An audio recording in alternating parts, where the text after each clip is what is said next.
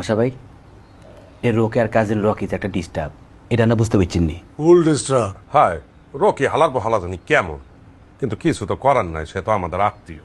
তোর কোন বালের আত্মীয়? রকি কাবিলার আত্মীয় হয় না? এমনও হয় না, কাবিলা ভাইয়ের লগে রোকের যদি বিয়া হয় তাহলে আত্মীয় হইব। আর আনি স্টাম নিয়ে আসে নাই লিখে দিতেছি, এই বিয়ের জিন্দিগি তো হইতো না। আমরা তুই বদ্ধ দাও গা। ভাইয়া বদ্ধ নয়, এটা বাস্তবতা। কে কাবিলার লোকের ওকে আর বিয়ে হইব না কে? ভাইয়া খালাম্মা মানে কাবিলা ভাইয়ের আম্মা একজন ধার্মিক মানুষ, আর রোকেয়া পুরা উড়ন চন্ডি। খালাম্মা বাঁচে থাকতে এই বিয়ের জিন্দিগি তো হইতে দিত না, মানে দিত না। তাহলে কাবিলার কি হইবে? হ্যাতে অন্য খেলোয়াড় ভাইয়া, এক রাত কাইনবো, পরের দিন আরেকটা বাকি ম্যানেজ করে ফেলবো।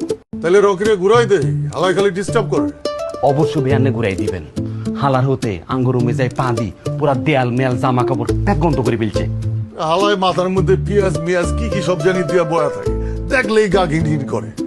মাথায় মেহেন্দি আর ডিম ডুম দিয়ে আমার রুমে ঢুকছিল, পুরা রুমটা গান্দা করে থুয়ে গেছে। ভাই আনে তো লাকি মেন দিয়া ডিমের গন্ধ পাইছেন। আঙ্গুরুমে যাই দেখেন পারফিউমও কাম হইতো না।